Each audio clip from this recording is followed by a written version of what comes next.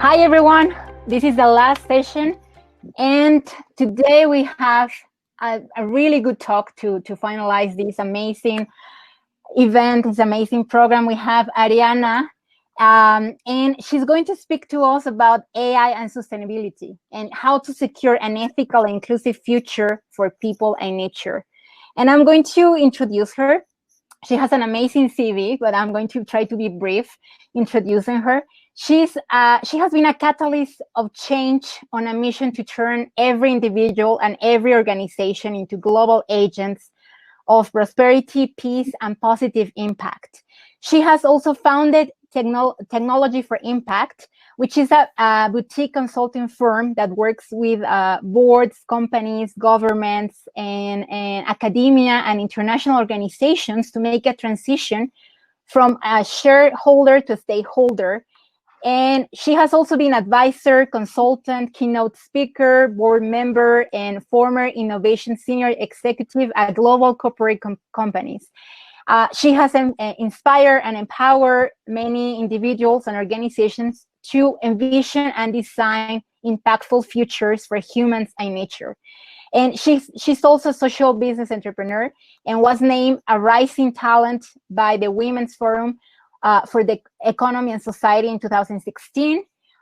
She studied PPE at York University in the UK and holds a Master in Science in Developmental Studies from LSE and an MBA from IPADE in Mexico.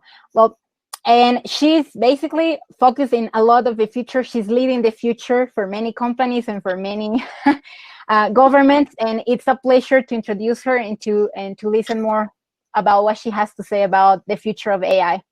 Welcome, Marianna Gomez. Oh my God, thank you. Thank you, Rosalind. That was a very nice introduction. Actually, I'm very grateful for everyone who's connected here. It was a very long session. We've been connected and super excited listening to all the talks and all the keynotes and all the panels. And we're there, we're finishing. And first I want to thank you, and I'm super honored for the people connected who don't know this. Rosalind is part of the team at Oxford University developing the COVID-19 vaccine. So I am super humbled to have a rock star like you making this introduction. You're the rock star here, and we're all very grateful with you and your team for doing this work. And well, we've been listening to amazing, talented people, especially women, throughout the day. I don't want to go into detail because we're all tired and we want to celebrate the closing of this event. So I won't go into technicalities of AI because we have heard from the best of the best.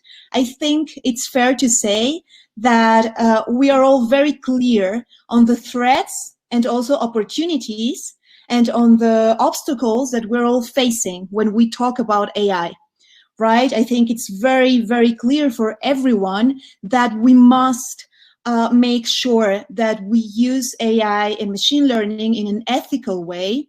We had people, for instance, Gabriele Vogel from Austria, who was explaining the roles of the future. And, she was talking about AI auditors and chief ethical officers.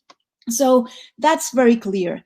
We know it's also very, very important to make sure that everything that we do, from the development of AI until the implementation of AI, is developed together with different sorts and types of communities of people represented by all sorts of people and citizens.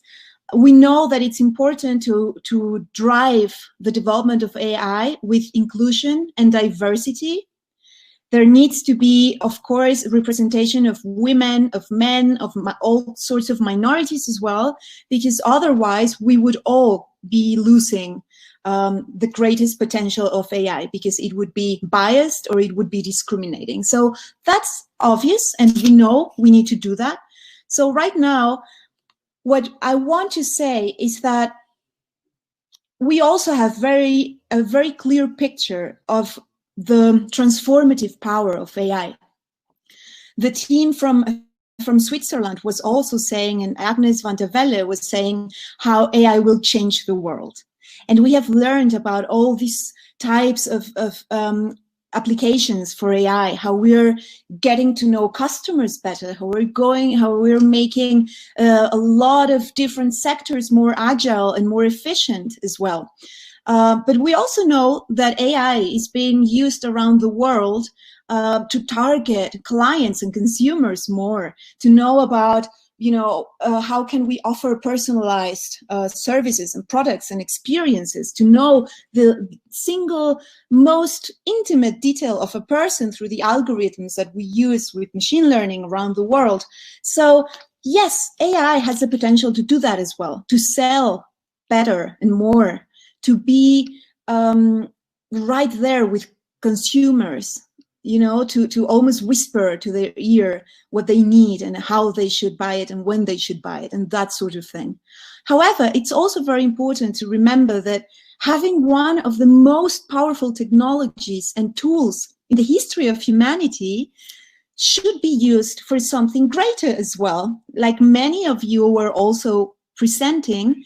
And for this closing, I want to make sure that we are all on the same page. And it doesn't matter where you're coming from. It doesn't matter how you're using AI, in what part of the development of AI you are. The most important thing is that we use it to protect our home. There are many issues that are being solved by AI and developed with AI. However, if we don't use AI to help our environment, to help our earth, to protect our home, then nothing will matter. If the air is so polluted that we cannot breathe anymore, if our land is so polluted and destroyed that we cannot even grow anything to eat from it anymore, if our water is so polluted that life has died, all the fish in the ocean and the drinking water and the fresh sources of water disappear, then there is no life. So all these talented people around the world, all these people who are AI developers and AI practitioners and AI participants, we should all really make this commitment to use artificial intelligence just as we use it with an ethical filter, and we have learned today that that's super important. We should always have a sustainability consideration when developing and applying AI as well. So, of course, we have all heard about very negative stories about the world, about the urgency that we have to keep the temperature low enough so that we don't have a climatic catastrophe in the world. And I'm not here today to give you horrible pictures and horrible stories of the things that we all know are happening and we need to solve from an environmental perspective. What I'm going to do now is I'm going to share with you why this sustainability model that we work with, we believe is very efficient to help us all apply it in whatever thing we do, whatever sector we're working. And then I'm going to share with you just some examples of what's being done in each of these areas of our sustainability model to end this keynote with a positive note and with hope for everyone. There is an infinite and limitless power for AI to really help us overcome the greatest challenge of our time, which is protecting our planet and the environment from collapse.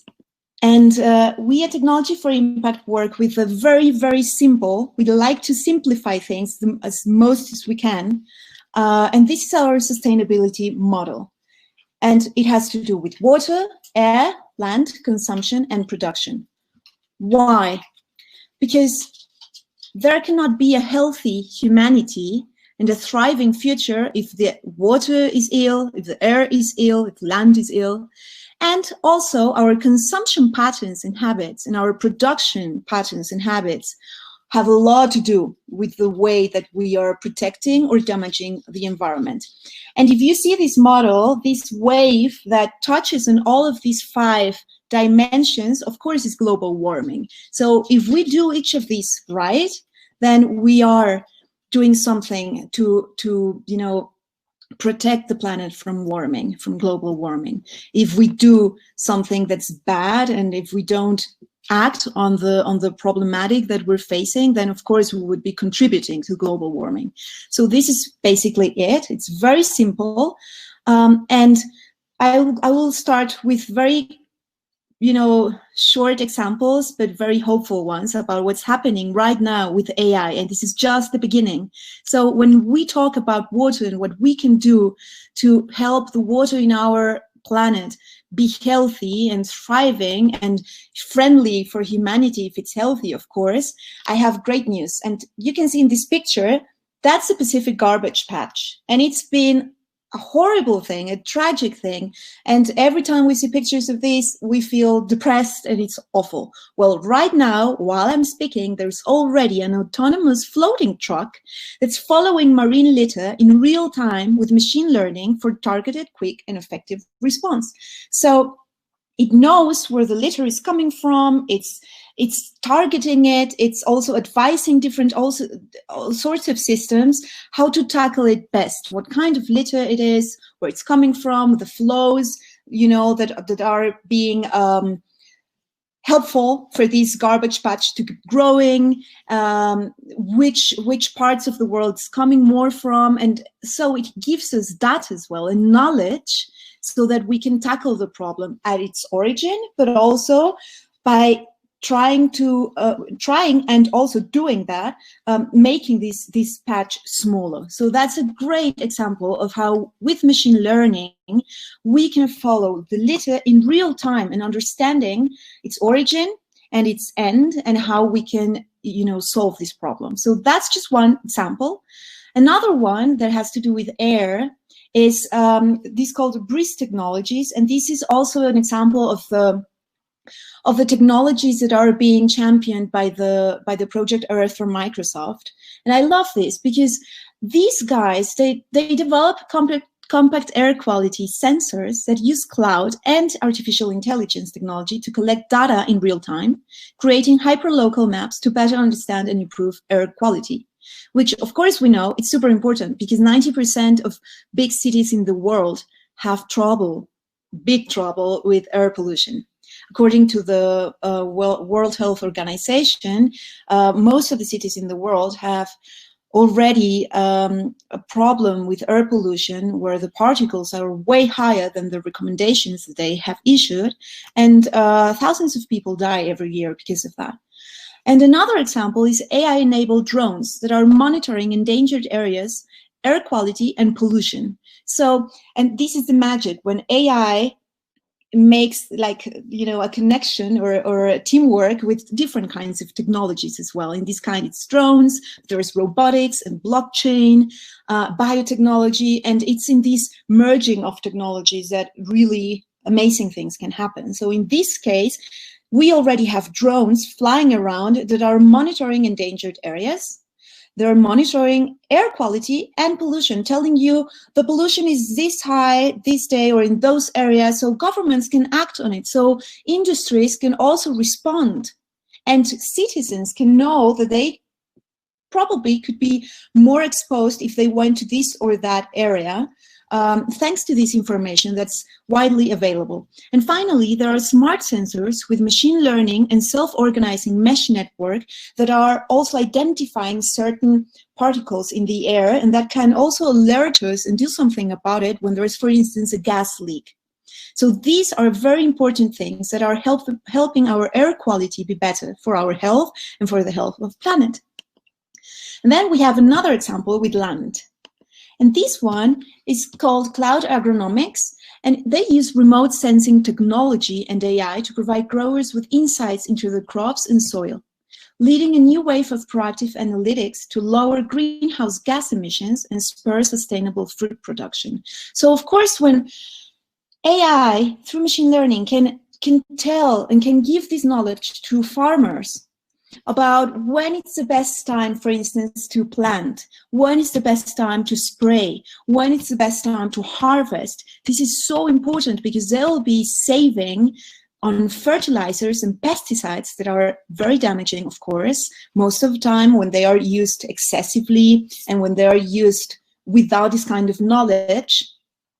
And at the same time, this is a much more friendlier approach to animals, to insects. For instance, bees. We know bees are key, and they're really key for the biosecurity of our planet. So thanks to machine learning, they can know. There are also sensors. Again, when machine learning works, for instance, with IoT, there are sensors that can also tell you when something is already ripe. And this is amazing, because then farmers can really make a bigger profit by helping the environment and taking care of their land in a much more friendlier and environmentally friendly way. And then consumption. We know all the stories about fast fashion and the meat industry, and how we as consumers can also make a change. So this is very important. And when I talk about consumption, and I put this picture on purpose because when we buy things that are really, really on such a big sale, 70% off, we also have to question ourselves. If I'm paying this much less, then who's really paying the cost of this? And most of the time, it's the environment and also certain minorities that are historically being exploited. So we need to be much more sensitive consumers. And also, and here's the second picture that I wanted to share with you, we need to make sure that as AI practitioners and developers, that we question the way that we are using AI, that we are training systems and feeding machines with and systems with data sets, and how we're using this technology so that we can be more efficient in our consumption of technology. Because there is something we cannot deny, and this is very important as well when we're talking about sustainability and the environment. And this is how, oh my goodness, I'm sorry, how AI and training an AI model has an impact in CO2 emissions. So we need to ask ourselves how we can reduce this, and how can we come up with better and more efficient and environmentally friendly ways. And finally, we have production, right? And so the potential, according to a McKinsey study that they carried out together with the Ellen MacArthur Foundation, that's the top experts in circular economy, the potential value unlocked by AI in helping design out waste in a circular economy for food is up to 127 billion a year in 2030. So this is a super profitable industry. And the specific applications include using image recognition to determine when fruit is ready to pick, matching food supply and demand more effectively, and enhancing the valorization of food byproducts. What does this all mean? And what are the good news? Well, the good news is that we can know when the food, in this example, it's for farming, but when food is ready to be picked. And then by matching supply and demand more effectively, we know what the demand would be in certain areas so that there is no waste. How many of you have felt awful going to a supermarket or just being home and, when there's food waste? Sometimes you go to a restaurant or to a supermarket and there's so much waste and there's need in other places in the world. Well, if we could, through machine learning and the knowledge that it gives you, match the food supply and the demand, we could be much more efficient. We could save so much food and at the same time so much waste. We would reduce that.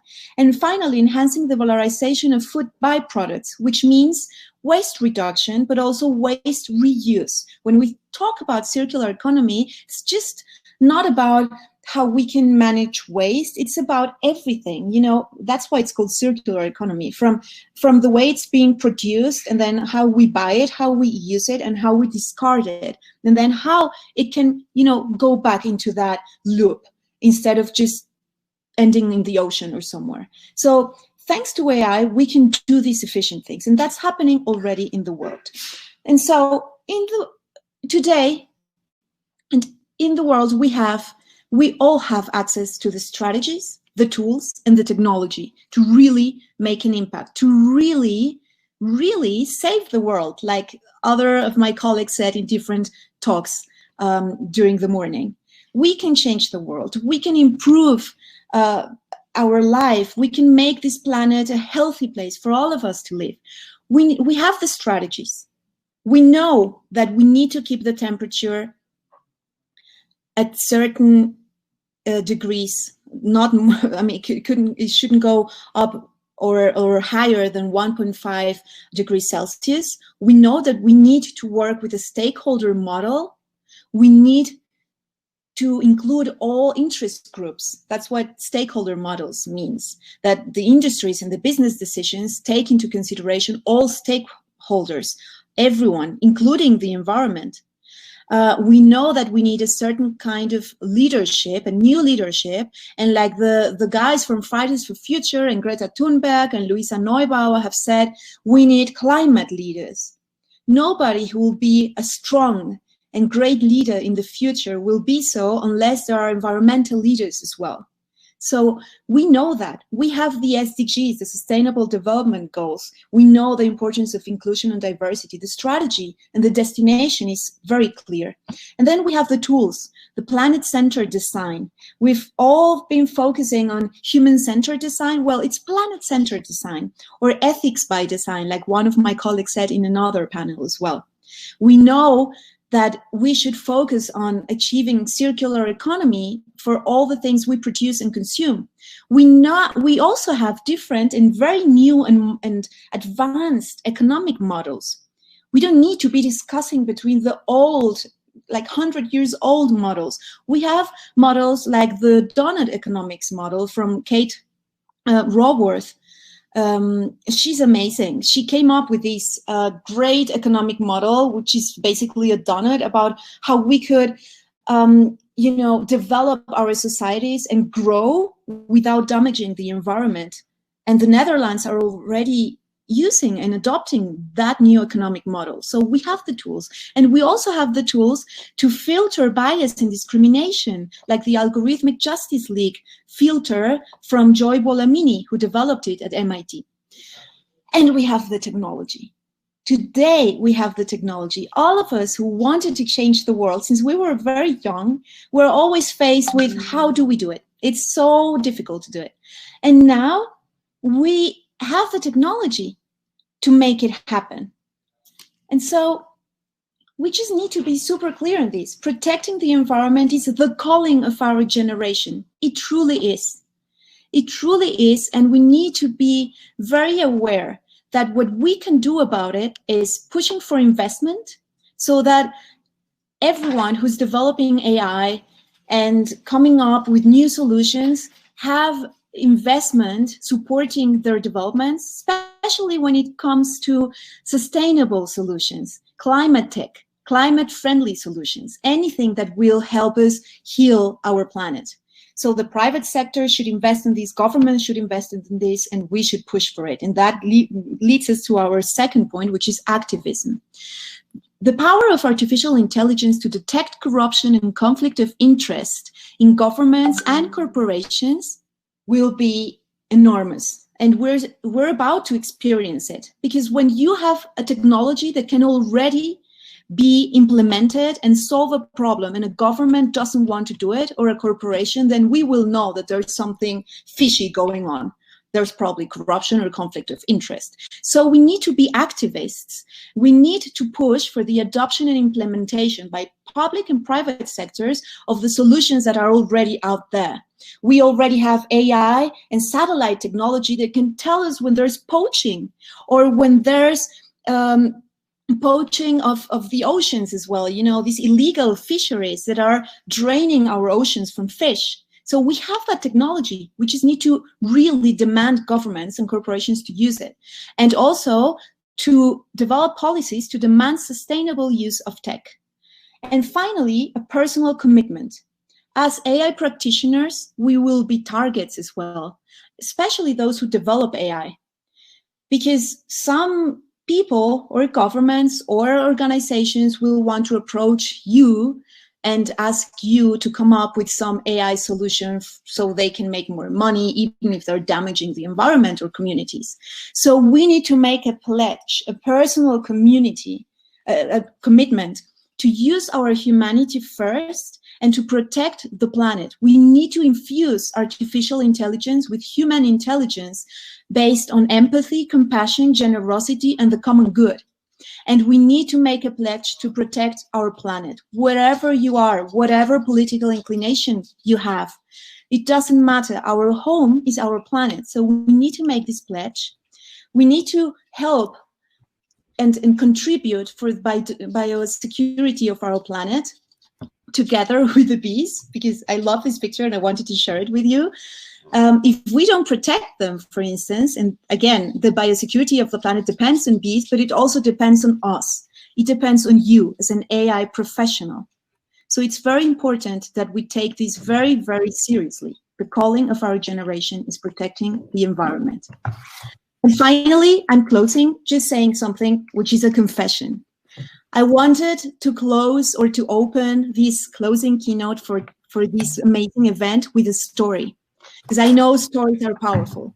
But I couldn't come up with a story, with a happy ending story about animals that were saved because of AI or something. And then I realized it's you, an AI practitioner, an AI developer, an AI business person, or just someone interested in AI.